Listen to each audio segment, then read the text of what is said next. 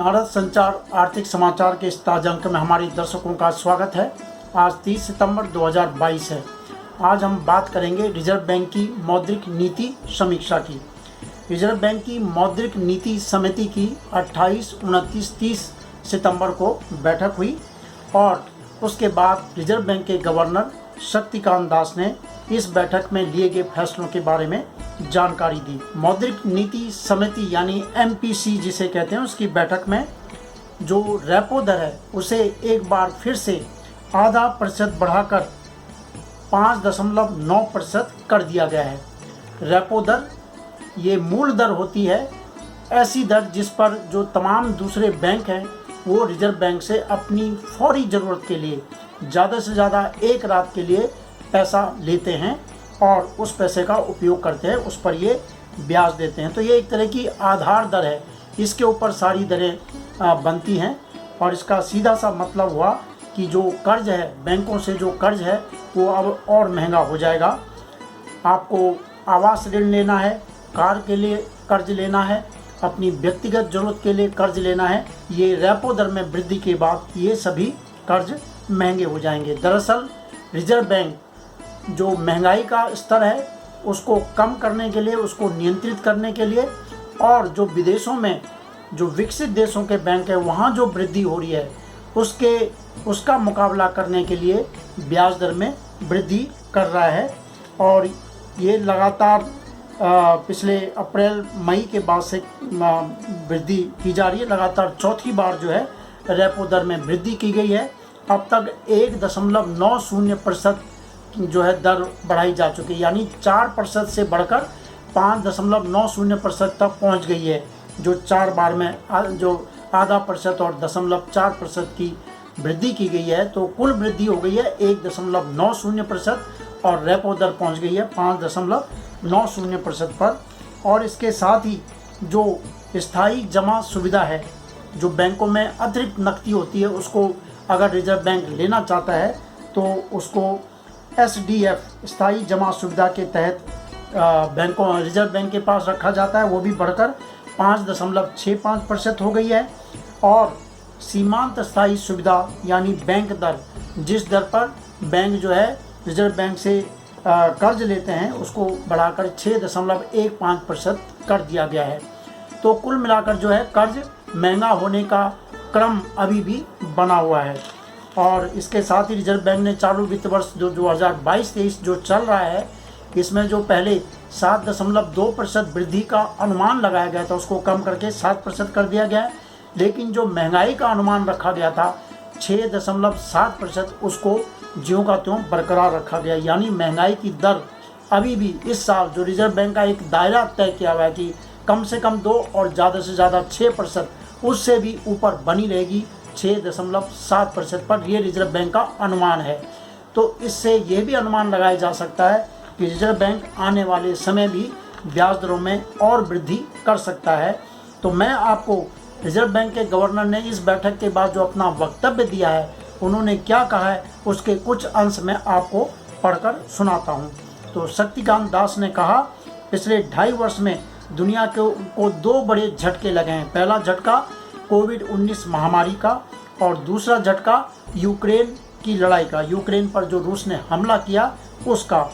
और इनका विश्व की अर्थव्यवस्था पर गहरा असर पड़ा है।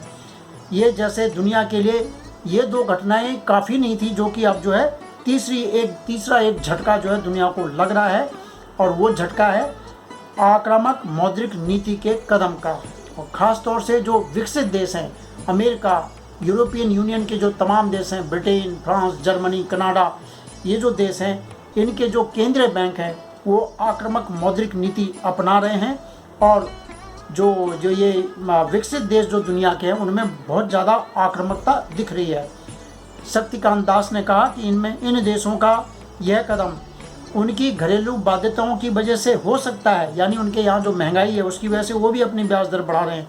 लेकिन एक दूसरे से काफ़ी अंदर तक जुड़ी अर्थव्यवस्थाओं की वजह से ये कदम जो दूसरे देश हैं, जो विकासशील देश है, जैसे भारत हो गया, चीन हो गए और जापान हो गए, दूसरे देश जो विकासशील जो उभरती अर्थव्यवस्थाएं हैं, उन पर इसका नकारात्मक प्रभाव पड़ रहा है।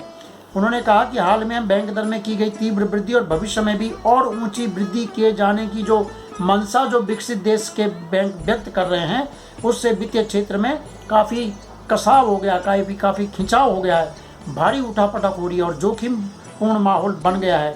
वित्तीय बाजारों में चिंता बढ़ गई है। उन्हें वास्तविक अर्थव्यवस्था और कुल मिलाकर वैश्विक अर्थव्यवस्था पर इस समय जो है ये नए भंवर में उलझती जो है नज़र आ रही है। वैश्विक परिवेश में उठापटक चल रही है। इसके बावजूद उन्होंने कहा कि जो भारतीय अर्थव्यवस्था उसमें मजबूती बनी हुई है और व्यापक लिहाज से उसमें स्थायित्व है जो दुनिया के मुकाबले वित्तीय प्रणाली में टिकाऊ बना हुआ है। प्रदर्शन के तमाम मानदंडों में सुधार देखा जा रहा है। भारत की बात कर रहे हैं। देश ने कोविड-19 और उसके बाद यूक्रेन लड़ाई के जो झटके हैं उनका मुकाबला बखूबी किया है और इन चुनौतियों का मुकाबला करते हुए जो हमने सीखा है उस अनुभव को देखते हमारी उम्मीद है कि जो नया तूफान आया है, जो आक्रामक ब्याज दर बढ़ने का जो नया झटका है उससे भी हम पार पा लेंगे।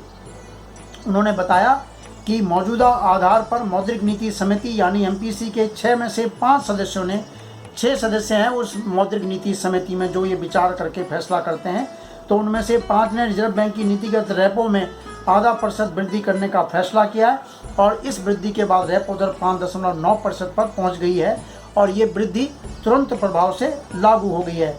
इसके प्रभाव स्वरूप स्थायी जमा सुविधा SDF 5.65%, सीमांत स्थायी सुविधा यानी मार्जिनल स्टैंडिंग फैसिलिटी 6.15% पर पहुंच गई है। और उन्होंने कहा कि विभिन्न देशों में महंगाई का आंकड़ा लगातार उच्च स्तर पर बना हुआ है। महामारी और भू राजनीतिक टकराव के कारण माल एवं सेवाओं के मामले में आपूर्ति में जो असंगति हो रही थी उसका आक्रामक दर वृद्धि करके विभिन्न देशों के केंद्रीय बैंकों ने अपना अपना रास्ता चला रहे हैं, वो अपने अपने रास्ते पर चल रहे हैं और इससे वृद्धि से आने वाले समय में उनकी आर्थिक वृद्धि पर भी असर पड़ सकता है और इस उठापटक में निवेशकों की धारणा जो है वो काफ़ी मायूस है, निराशाजनक है। वो अपने लिए सुरक्षित ठिकाने तलाश रहे हैं और इस वृद्धि के बाद अमेरिकी डॉलर पिछले 2 दशक के उच्च स्तर पर पहुंच गया है और दुनिया की कई विकसित और विकासशील देशों की मुद्राओं में जो है तीव्र गिरावट आ रही है। मतलब डॉलर मजबूत होने से कई देशों की जो खासकर विकासशील देश है उनकी मुद्राएं उनमें जो उनका जो विनिमय दर है उसमें गिरावट आ रही है। रिजर्व बैंक गवर्नर ने कहा कि वैश्विक आर्थिक परिदृश्य चुनौतीपूर्ण होने के बावजूद भारत में आर्थिक गतिविधियां स्थिर हैं, यानी उनमें बड़ी उठापटक नहीं है। पहली तिमाही में जो वास्तविक GDP की वृद्धि है वो हमारे अनुमान से कम रही है। पहली तिमाही अप्रैल मई जून में GDP वृद्धि दर भारत की 13.5% रही है, हमने आपको जानकारी दी है। हालांकि रिजर्व बैंक ने कहा था कि 16.2 रहेगी लेकिन 13.5 रही है।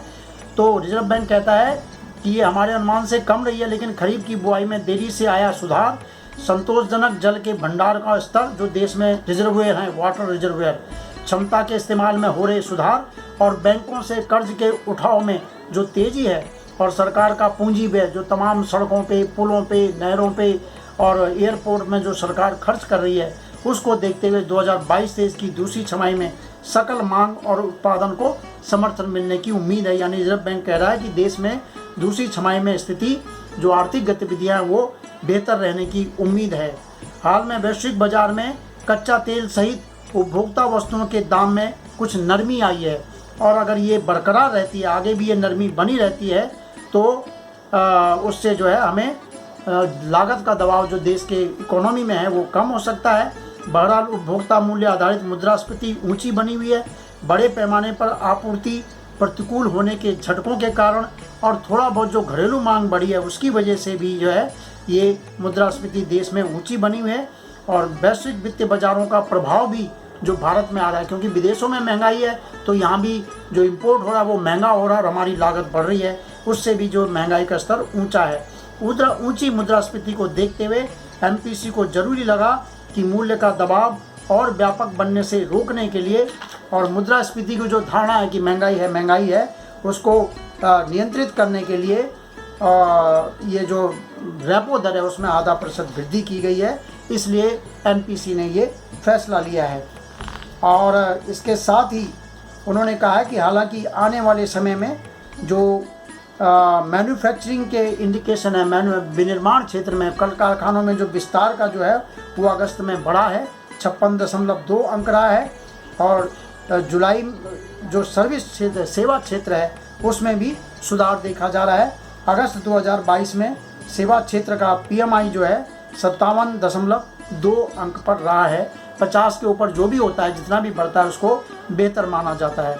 तो इन सभी कारकों का सकल मांग और गतिविधियों पर जो प्रभाव है, उसे देखते हुए वर्ष 2022-23 में वास्तविक GDP वृद्धि 7.7% रहने का अनुमान रिजर्व बैंक ने व्यक्त किया है। जैसे कि हमने आपको पहले बताया है, पहली तिमाही में 13.5% रही है। अब दूसरी तिमाही में रिजर्व बैंक का अनुमान है कि GDP वृद्धि 6.3 रहेगी, तीसरी तिमाही में 4.6% रहेगी और चौथी तिमाही में 4% के आसपास रहेगी। तो इन सब बातों को देखते हुए वृद्धि के अनुमान को रिजर्व बैंक ने कम किया है। और महंगाई की जो बात की है, उसमें कहा है कि जो इंडियन बास्केट के लिए कच्चे तेल का दाम था, वो पहली छमाही में $104 औसत रूप से झुका और दूसरी छमाही में ये $100 के आसपास रहने का अनुमान है। दूसरी तरफ खाद्यान्न के दाम जो ऊंचे बने हुए हैं, चावल भी अब तो थोड़ा महंगा हुआ है क्योंकि धान का जो बुआई हुई है वो कम, उसका उत्पादन कम होने का अनुमान है। दलहन की बुआई भी थोड़ी कम हुई है, तो इस पर भी, दलहन के दाम पर भी दबाव बढ़ सकता है।